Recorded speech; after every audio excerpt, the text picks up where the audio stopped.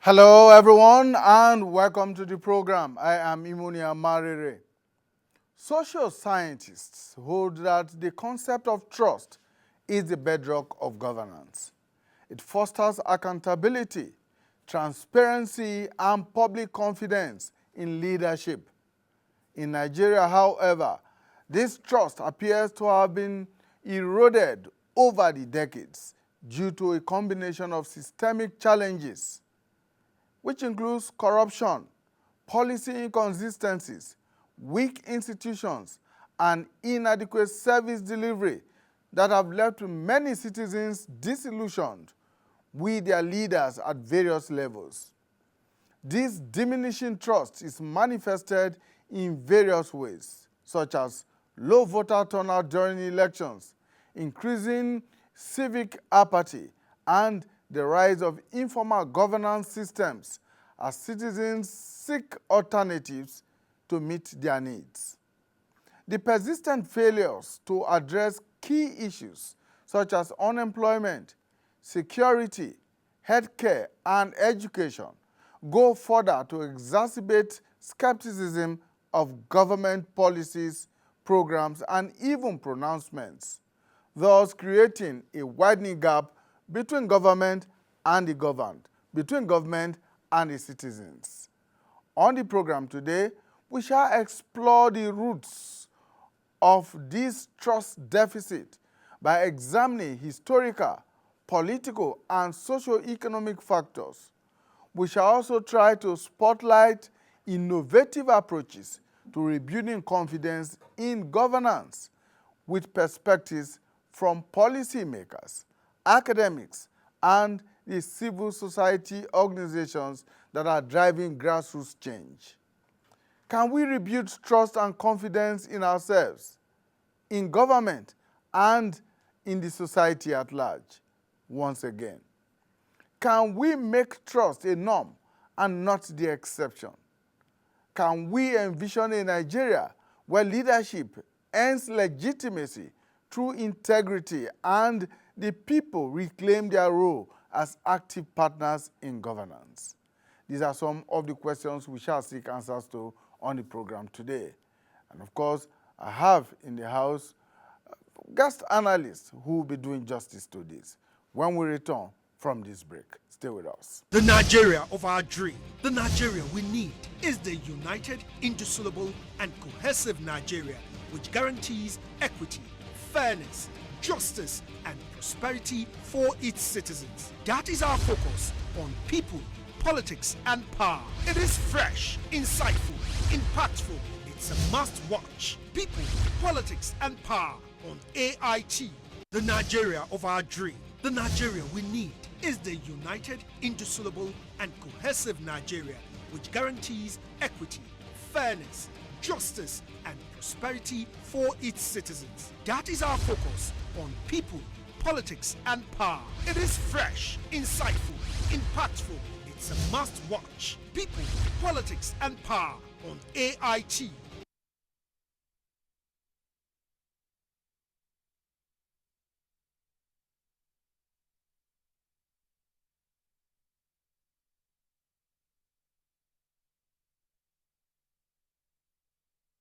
The Nigeria of our dream, the Nigeria we need, is the united, indissoluble, and cohesive Nigeria which guarantees equity, fairness, justice, and prosperity for its citizens. That is our focus on people, politics, and power. It is fresh, insightful, impactful. It's a must-watch. People, politics, and power on AIT.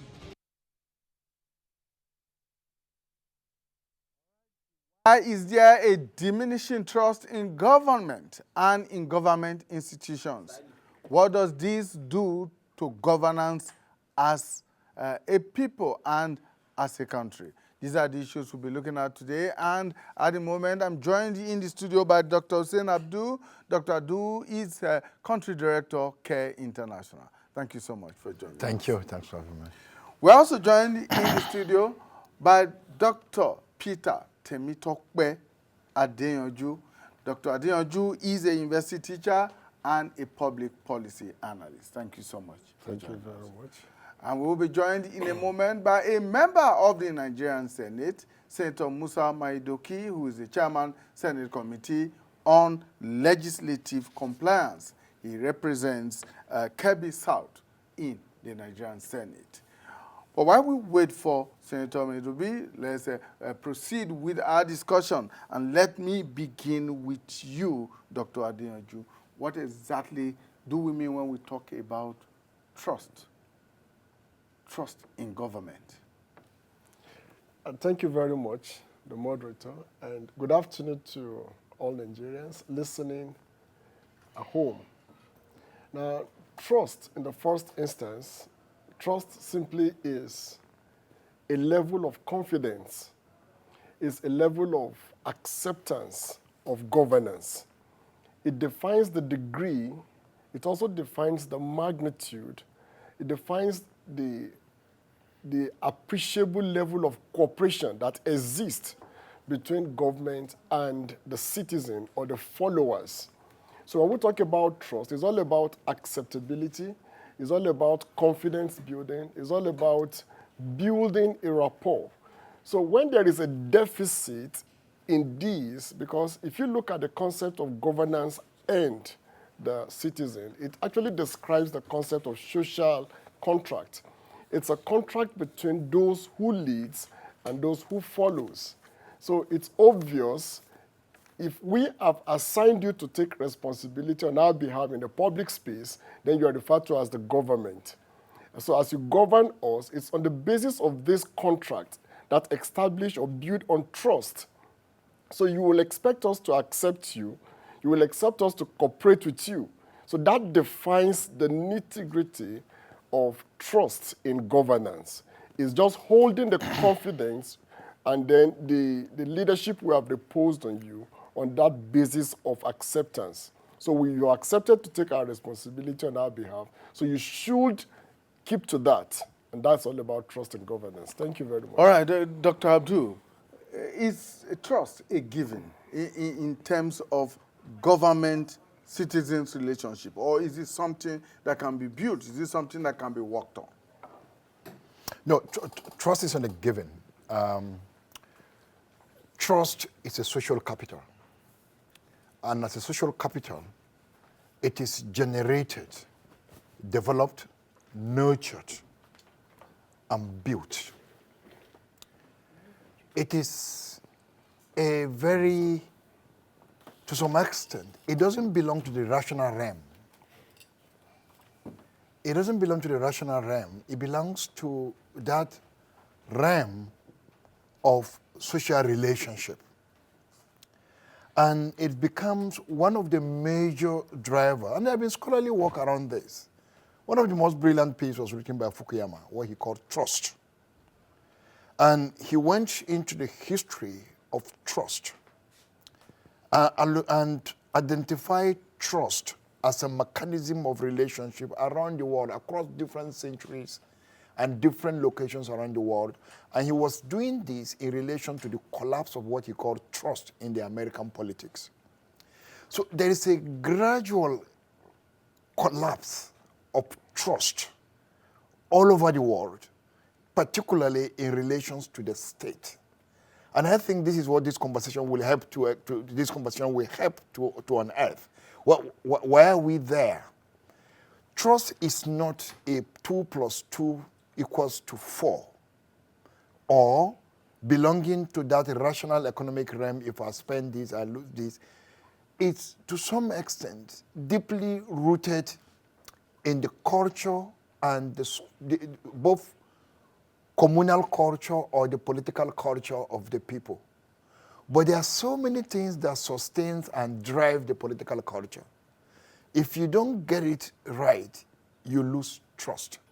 And trust can be lost at the level of the state, at the level of family, at the level of relationship and friendship. And so when you look at that, you can begin to probably identify what are the key things that leads to diminishing trust. But what we are seeing, and there is a huge global trend in which citizens are losing trust in their leadership. But there are also other parts of the world where the trust is being strengthened, is growing. And then when we look at the perspective around these different places, we may probably understand why our context is different. All right, let's bring in Senator Musa Medoki.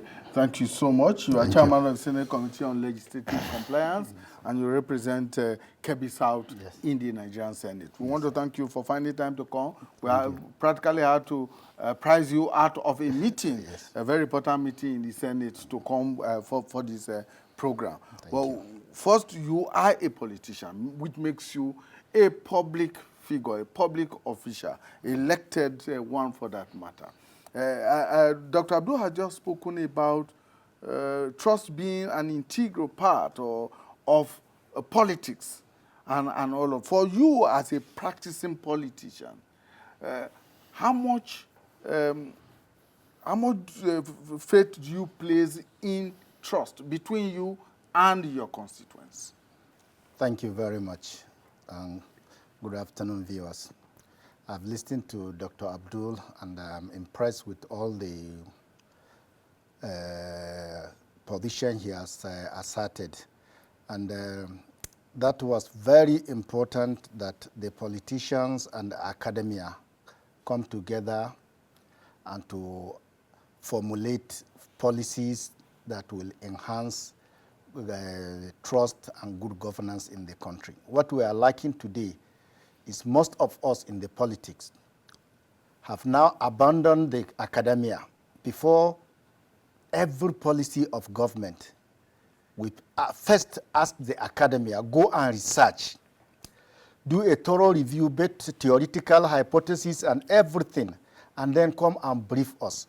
Then we will fill in the gaps with what we think is practically obtainable in our societies. Unfortunately now, that communication and trust between us, even with the academia, is now lacking. And now most of us that are in politics start roaming around without concrete theoretical background for you to help you reach your people and even gain their trust. But basically, from the grassroots perspective, trust is simple. Deliver what you promise to deliver.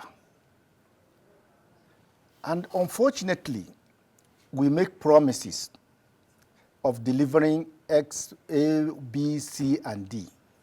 When you get into the office, you realize that the resources are not there for you to deliver those resources. And you are now cut up between two issues: the lack of the resources to deliver those promises, and how do you now communicate back to your people that I promise you A, B, C, but the resources are not there to do it. And from there, mistrust start getting in. Some of us overpromise. Some are genuine, they don't know what they are expecting. For me, persons like me, I'm a new politician. I didn't know what I was going to meet.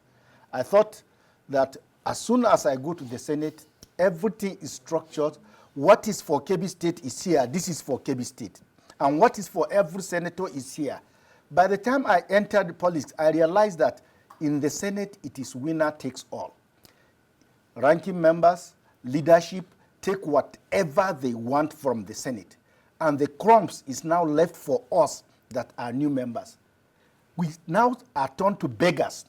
How do we now communicate this thing back to our people so that they can understand that, okay, now in the Senate there is ranking. But even if there is ranking, is there not a structure that allows every participant in this Senate to get a fair share of the country's resources? And this is completely absent. We don't have any mechanism in the Senate that ensures that what is available in the Senate is distributed equitably and judiciously. Yes, there are leadership, and leadership might carry some weight over what is what is being allocated. Yes, but unfortunately, what we come to realize is if the leadership decide to take all, so be it. There is no rules that stop the Senate President from removing me tomorrow as chairman of compliance, simply if he's not happy. There is no rule that stops him and put in somebody. So, and this creates serious conflict between even the senators themselves, the leadership, and our constituents. And when budgets are done, not enough time is given for us to relate with our constituents. Okay, we don't have so much resources. This is the little we have. What is our priorities? Nobody gives you that opportunity in the Nigerian Senate. I come to realize, and embarrassingly shocked, that in other jurisdictions where democracies are played, senators are given extensive time to discuss either the laws or the allocations with the Nigerian constituents and the Nigerian people and their own constituencies, so that by the time you come, even if they are not enough, you have the input of your people to the laws that are being passed by the Senate. But it might surprise you today, the bill will be in the table early morning tomorrow that I have no idea where it is coming from. And I was asked to contribute. I assume what my people think about it, but not that they have input in it. And I think this is very unfortunate. What we are doing in legislative compliance and trying, but I always say the chief compliance officer for the Senate is the Senate President, is to try now to set some minimum parameters that will guide the Senate, that when you are passing important laws, please allow input of people so that they can be part of it. If they don't own it, whatever you pass will not be implementable, and that is our problem in Nigeria. All right. Distinguished Senator, I am going to have to bring you back specially to come and discuss compliance in the Senate. But for now, let me move over to Dr. Adeyanju and to ask, flowing from what the distinguished senator has talked about, the political and socio-economic factors that probably makes it difficult or contributes to the erosion of trust in government in Nigeria. It didn't just start today. It has been there over time. Does that in any way give a bad name to democracy? Thank you very much. Actually, the question itself is asking me to break it down, to bring out the social, the political, as well as the economic factors that is accounting for the erosion of trust between the governed and those that governs and those that are governed, between those in government and those who are the citizens. Actually, democracy itself is built on trust. Absence of democracy will obviously, result into anarchy or possibly the collapse of democracy.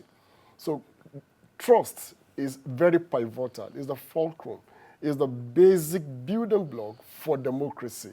So having emphasized this, we're not also going to overlook the fact that, yes, there are social influencing factors, economic factors, as well as political factors that's also diminishing the level of trust that is actually expected between those that are governing us and we that are being governed.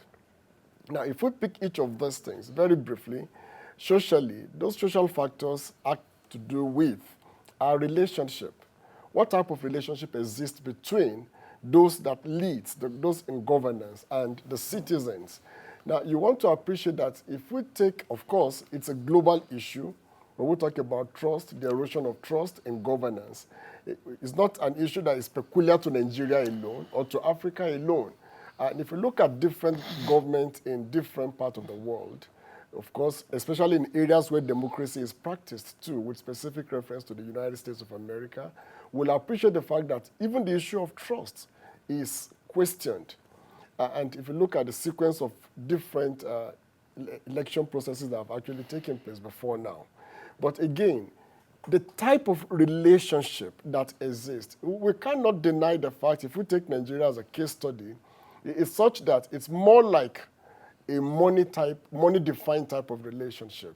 You find a situation where in leadership, there is virtually no interaction, no social interaction between those in governance and the populace. Only when election is approaching, then you see the exchange of money to seek for political recognition or political offices. These are social variables that we must put in proper perspective.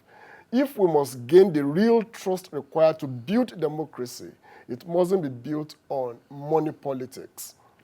And then beyond that, we cannot also deny the fact that the moment individuals get into places of authority on that premise, there is the likelihood that when they get there, they are not going there to seek for the good of the populace, rather for gratifying issues.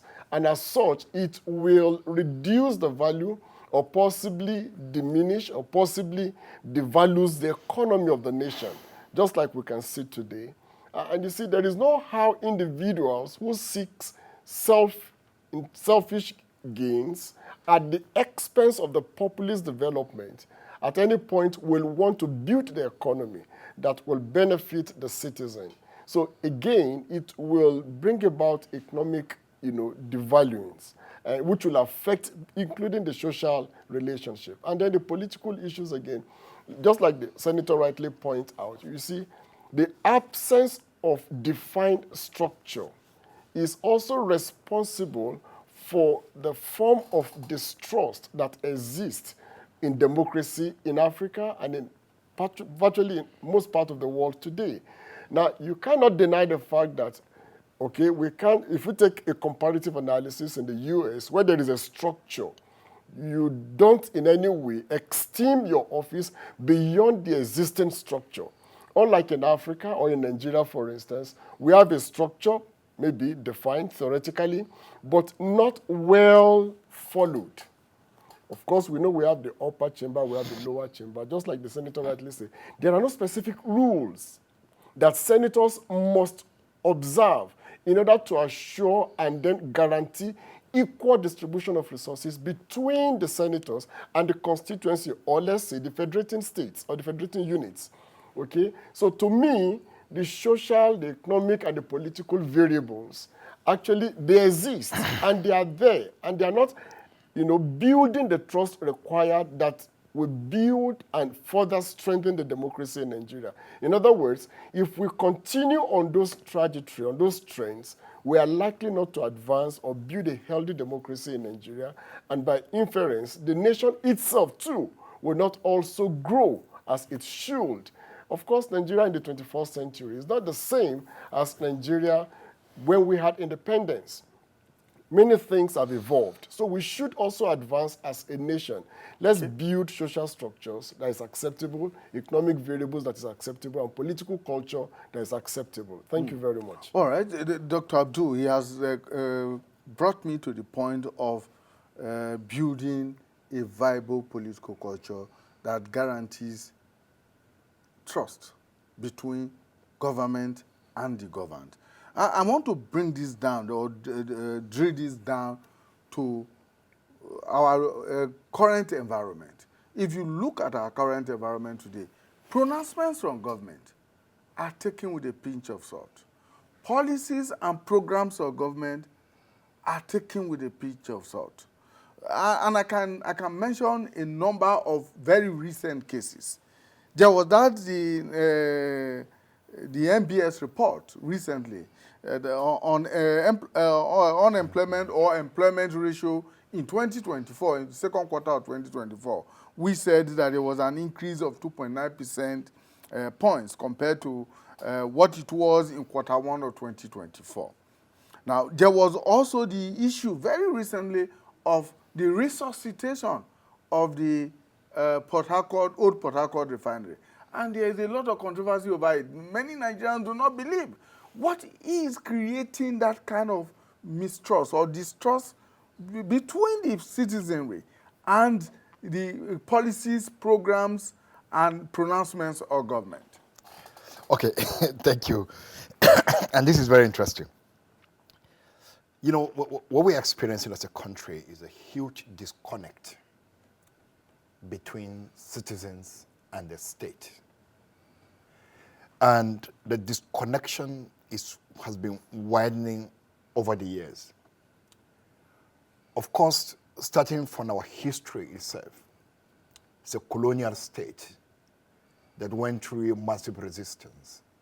People couldn't associate that much.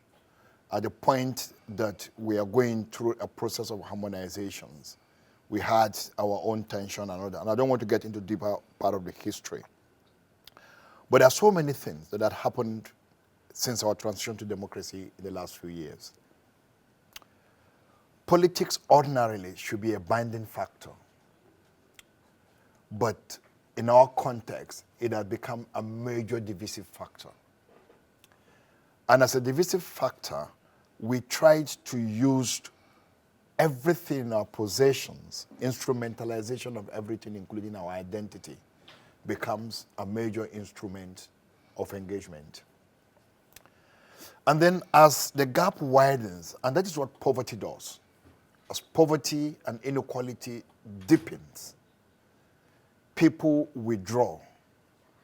And as they withdraw, they become disdainful and distrustful of their leadership. And that's a huge challenge. And then the leadership, on the other hand, instead of actually investing and cultivating the relationship and building trust, also began to act in a manner that is very antithetical to that relationship that ought to be built on the basis of trust. And I'll give you an example.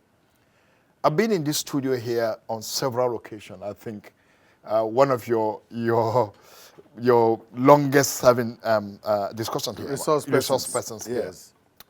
And my argument has always been that people talk about technocrats. We need technocrats in government. And I will always argue that I don't want technocrats in government. I actually want politicians, because even amongst politicians, there are strong technical people. The crisis of technocracy is that the technocrat is removed from the people. And he sees things in a very clear, rational way. Rational processes don't necessarily build social cohesion. And so you are given an assignment. You are just looking at that rational prescription of that assignment. But the reality is that it could have differential impact on different people. The role of a politician with a strong technical capacity is that ability to understand and synthesize those issues and deal with them. Look at the issues that the examples that you gave. When government promised, and the senator was very clear on this, when you promise and you are not able to meet that, even if it's your child, you tell your child, I'm going to buy this for you. You come back, you didn't buy, you apologize. Next time, you didn't buy. The third time you are saying this, the child will not take you seriously, because he knew that you are coming back to apologize. The refinery thing is we've been on. Since when? So when you keep saying we're reviving our refinery, when you eventually revived it, people will say, not today. We'll be hearing this forever. On unemployment, look, we have had so much issue with our statistics. And Nigeria has been a country that with so much crisis around the capacity to count. Counting is such an anathema to us. We don't like to count. We can't count well. We can't count our population. We cannot count our vote. We can't count things. The Bureau of Statistics has changed over the years. But I know what Nigerians are seeing is their reality. They are seeing a lot of young people out there on the street unemployed. And then you tell them that unemployment has reduced by a certain percentage point. They will ask you, where? Because they don't also understand how you are computing it. Because it's a technical process that is very isolated and removed from the people. And I remember, even me, I was country director of Action Aid on years past, when Nigeria decided to change its calculation of unemployment rate. And I had to issue a statement against the ILO that was leading and supporting that process, because my feeling was that they were helping Nigerian government to cook books to reduce the unemployment rate that Nigerians were complaining about. And I say it wasn't acceptable because at the same time, the World Bank also used a different method to calculate our poverty. And I also issued a statement and I said, you're politicizing poverty. And so because this process were put in place without people being involved, Nigerians will be shocked that almost 93% of Nigerians are actually employed Nigerians are in the informal space. Only 7% of Nigerians are employed in the formal space. Only 7. All this minimum wage conversation we are having is largely around this 7%. And I mean this 7%, I mean both public sector and the private sector. 7%. So you have 90 plus of people who are in the informal sector. Labor, for instance, employment is calculated on the basis of hours that you have worked in a week. So if the Bureau of Statistics has used that basis of hours, and I've found out that there are more people who have worked, and it doesn't actually mean that those people are employed in the federal government, state government, whatever. It's work. It's work. It's labor. That's how it is calculated. But an average Nigerian thinks that is that person who has a contract, who has been issued a formal letter of appointment, and that's what the Nigerian is thinking. So so the government keeps doing this, but hasn't gone to educate Nigerians on how they arrive at some of those things. And once Nigerians don't, they will use their own perception and their understanding to actually discuss this issue. That's where the challenge is. Government, look, what we have failed as government over these years is people's mobilization, education. Everything government used to do growing up was involved in people's mobilization. Agriculture, you have extension services. It is mainly about educating people around agriculture. Extension workers are even more than the core technical people because they are in communities educating people. Growing up, teachers, the teacher's job is not only to teach, it is also to mobilize children to go to school. Today we build schools without mobilization and the schools are occupied by lizards and everything. Nobody's there. Because the teacher would not even bother to go to class to teach, talk much of even going. Look, if you miss class, the teacher will go to your house to find out why you missed class. Today, so is that community mobilization aspect, education aspect, and this is deepening the disconnect. And every day we are struggling. But you see, the situation has changed from the past. Today, the media has been democratized. People are their own mini television stations and radio stations in their respective houses and the corners of their offices. They will sing, they will write, they will do anything.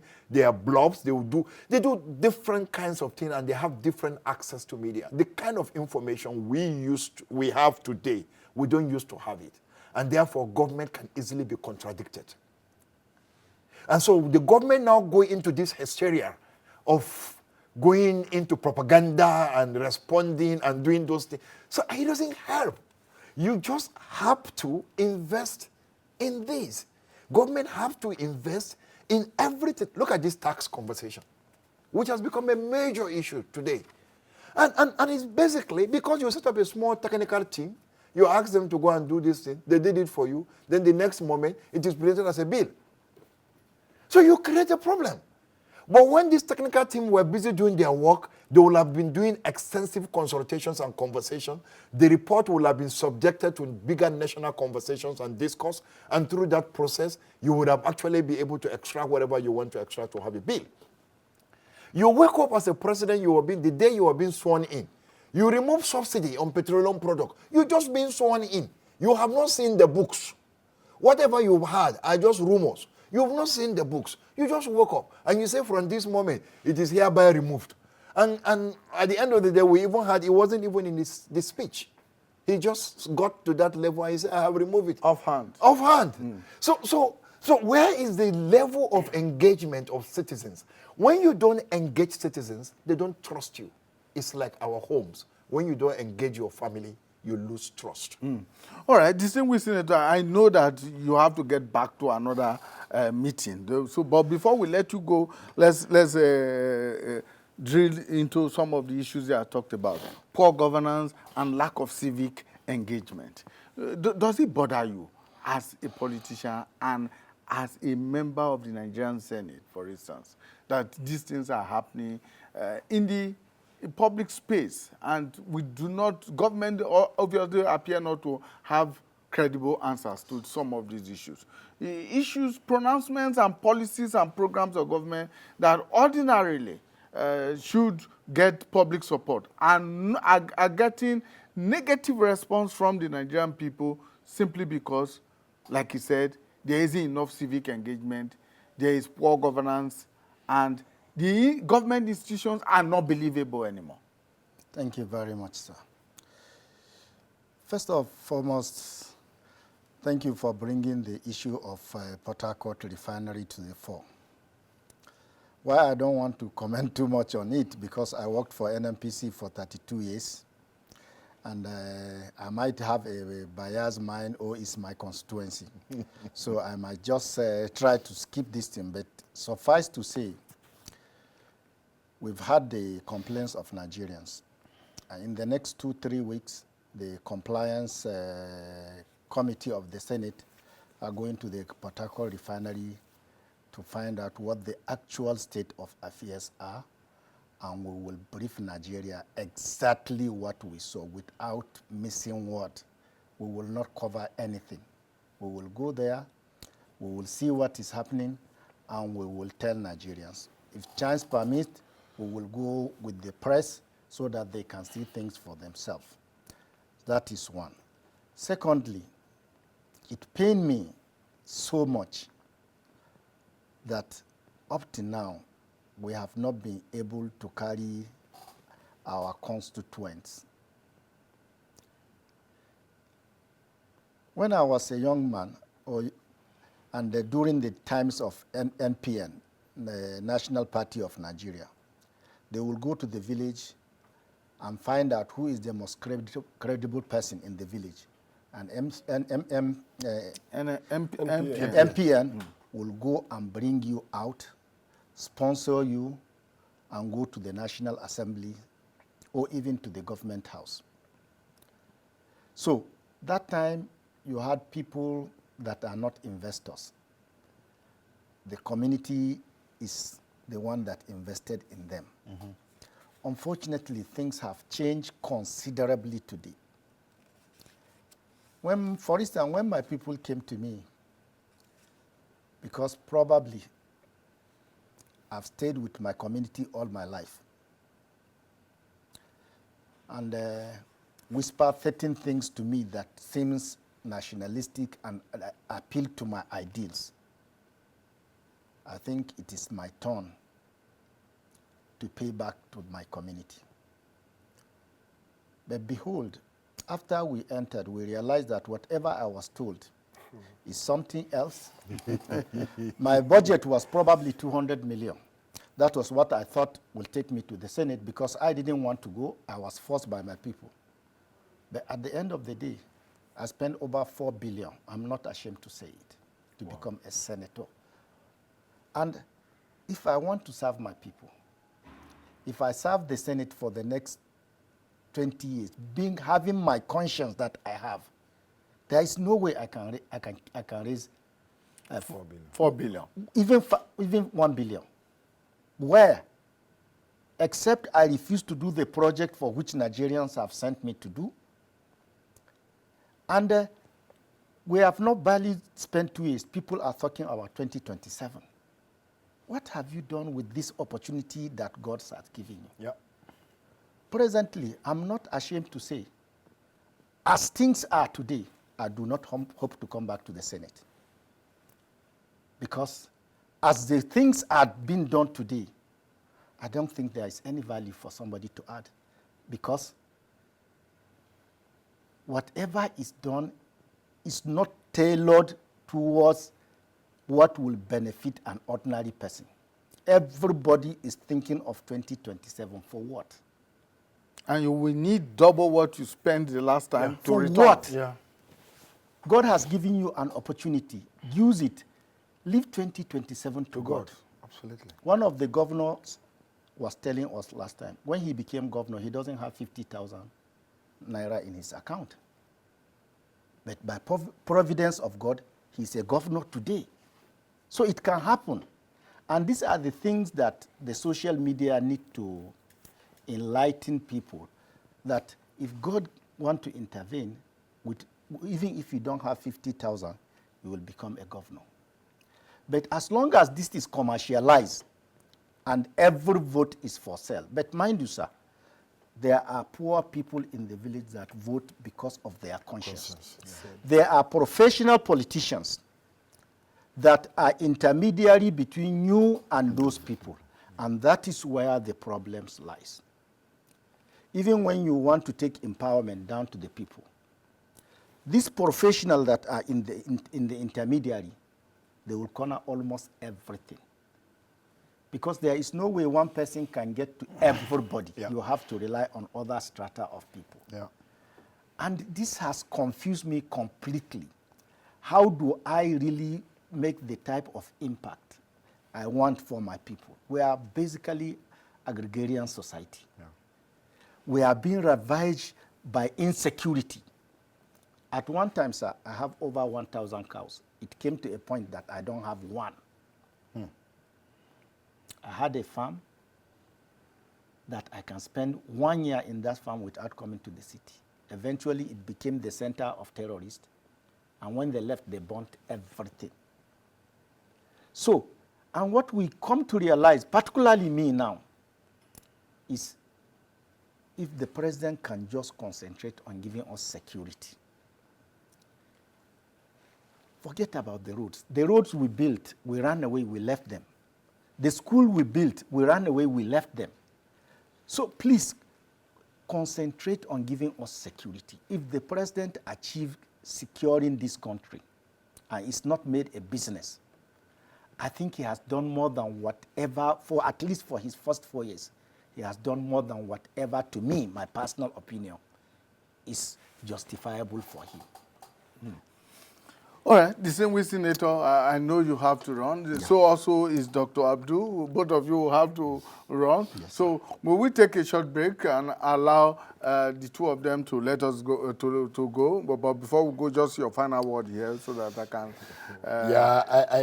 I think I don't have the time, and I don't think Senator has the time. But I'm really touched by what the senator shared, because you could feel his passion. You could also feel the frustration. And this is a message to some of us who are not directly in government, who also have friends, brothers and sisters who are very active in politics.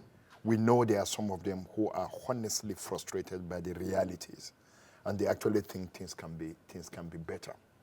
Look, the challenge of the monetization of politics itself is a reflection of the collapse in trust.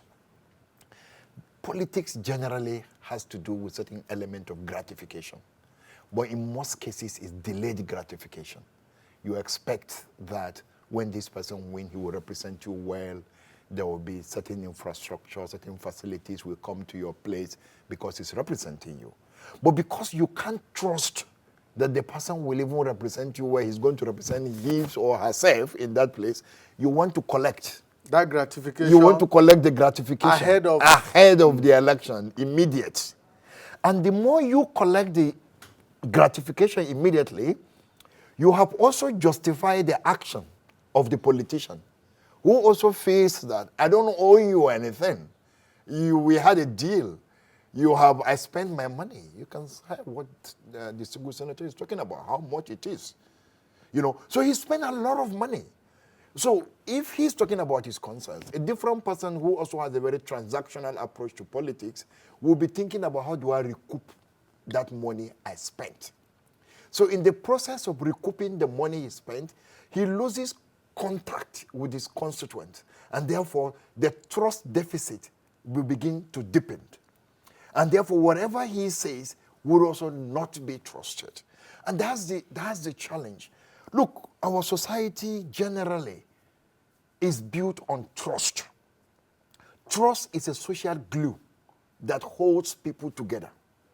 The moment you begin to lose that trust, you find a problem. Look, in our informal realm, we have trust. Look, I can sit here and send a message to Kano. I'll go to a motor park, expensive thing, and put in a ragtag driver in his car, and he will deliver it. Sure. He will not take it. That's trust. And what did I pay? I probably paid 2,000 naira for just moving that thing to that place. The people who are running the bureau de change, the element of trust, you see, one of the biggest driver of the contemporary Somalian economy, despite the crisis in Somalia, is trust. It's only Somalians run some of the biggest human DHL in the world. A Somalian, you go to America, you want to import, you want to buy cars, you want to do this thing. The Somalian in Kenya will give you a message to the one there. The money has not even reached. They will procure, they will send, they will ship your things. It's the biggest in the world. That's one of the things that is sustaining Somalia. Trust that they have been able to. So we still have trust in the informal realm, within that informal space. So how is it that, and that is one of the reasons why our informal economy is the biggest. It's bigger than the formal economy. Because there is trust in that informal space. No economy grows without trust anywhere. No economy. So when our economists talk about the issues around the demand and supply or the market forces, one of the most significant issues that drives even the market force is trust. One of the force that drives it is trust. It is not taught in the classroom, but it is the reality of economics anywhere. Thank you so much, Dr. Hussein Abdul, Country Director, Care International. He has to leave us. He has to another engagement. And of course, distinguished Senator Musa Meidoki is the Chairman, Senate Committee on Legislative Compliance. He represents Kebbi South Senatorial District in the Nigerian Senate. Thank you so much for your time. Right, of course, Dr. Peter Temitokpe Adinyoju is still with us, but we take a short break and allow them to keep their other engagements while we continue our discussion. Thank you so much, gentlemen. Thank you. Nigeria of our dream, the Nigeria we need, is the united, indissoluble, and cohesive Nigeria, which guarantees equity, fairness, justice, and prosperity for its citizens. That is our focus on people, politics, and power. It is fresh, insightful, impactful. It's a must-watch. People, politics, and power on AIT. The Nigeria of our dream, the Nigeria we need, is the united, indissoluble, and cohesive Nigeria, which guarantees equity, fairness, justice, and prosperity for its citizens. That is our focus on people, politics, and power. It is fresh, insightful, impactful. It's a must-watch. People, politics, and power on AIT.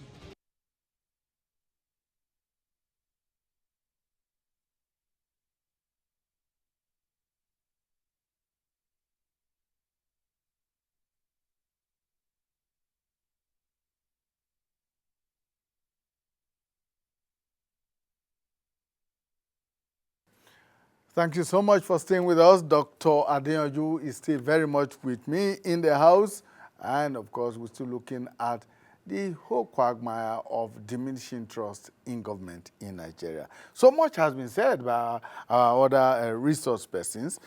But let's look at one other aspect, which, of course, Dr. Abdul made allusion to earlier on, which is the fact that the emergence of media influence, so particularly social media, with all the misinformation and disinformation that comes with it, may also be a contributory factor to the lack of trust that exists between the people and the government today. Thank you very much. If you permit me, I want to give what I refer to as an household definition of trust. And if I look at that from the discussion thus far, it is needful for me to emphasize that the word trust, if spelt, okay, T-R-U-S-T, we could take it as an abbreviation so that we can have an household meaning to trust. The word T, the letter T, actually simply could mean telling the truth. So when we talk about trust, building trust, it is fundamental that truth is the hallmark at all time. And then the R, for those in leadership, and for all of us too, an household meaning to that could mean reviewing all available variables that build the society. So if we talk about building trust, there are variables that actually defines building trust, that defines governance and leadership. So you must specifically review the variables genuinely. And then the U there means you will have to utilize the available scarce resources. Where there are resources, you have to justly utilize them. And then the S there will mean that you do selective, better still, you select best options that solves the needs of the people with the attempt of building trust. And then the last T would also mean timely evaluation. There is no time that you shouldn't give room for what? A feedback. So yes, the social media has actually contributed to the devaluing trust that exists between the governance and those who are being governed. Yes, like the doctor there, Dr. Seni rightly did say, you can see a situation today, the information sources, it's so much that individuals now have just like a mini, source of information, what you call the social media now. You could go to the social media and then you could divulge information, just like you also rightly did say, that could be misleading, misinforming, filled with falsehood. And then the government now had to play the issue of propaganda in an attempt to defend the structure, defend the government. But again, we can't deny certain facts. Even in the instance where we have, the social media and many sources of information using the social media handles, that does not deny the fact that the government still have need to build that trust using the acronym, using the abbreviation I just gave. If the government tells the truth at all times, and if within that same structure, the populace sees how they review the variables, of course, it is needful for me to emphasize even at this point, in reviewing those variables, one of them is the Constitution. We have to begin to look at the value of our Constitution today from the basis of the realist school. For me, if we look at the chapters of the Constitutions, of course, I want to emphasize the chapter 2 and the chapter 4. Now, in developed nations, what we call in our chapter 2, the non-justiciable sections of the law. These should be justiciable if the truth had to be told. The issue of housing, the issue of education, the people's health, the people's welfare should take preeminence in governance. That's how trust is built. Like I did say, Diminishing is an issue of contract, it's a social contract. For all of us can't be in the government house. It's on contract basis we will ask you to represent us. And in doing that, there is what we call national resources. Use it for our own benefit. And in doing that, it should be built on trust. Tell the truth. Review those variables, and in reviewing that, there is nothing wrong in utilizing as much as possible the resources that benefits the people. And in doing that, you should also note that you can select the specific things that actually could impact the lives of the people better. And then you should do timely evaluation. Now, the government of today, to be very honest with all Nigerians, can still make amends, can still achieve so much on this issue of trust. Let it be be it the Senate, be it those in that is the legislatures, be it those in the executives, or even in the judiciary. Yes, in the judiciary, because today again, the judiciary is, to me, I have to be very honest to a large extent, the judiciary today is virtually in everybody's diction. It's in everybody's vocabulary. It's in everybody's, mirror. We are observing daily the pictorials of judgments that are coming out from the courts. We listen to lawyers and listen to their evaluations. We also want to emphasize the fact that the judiciary owes the citizens too this issue of trust. Okay. Thanks. All right. Thank you so much, Dr. Peter Temitokbe Adeyanju. He's a university teacher and a public policy analyst. Thank you so much for your time. And of course, we had Dr. Hussein Abdul, country director, Care International, and a distinguished senator, Senator Musa Meidoki, who is the chairman of the Senate Committee on Legislative Compliance. He represents Kebbi South in the Nigerian Senate. That's our program for today. We want to thank you immensely for investing your time with us, and we look forward to being with you again when we bring you a fresh edition of People, Politics, and Power. Bye for now.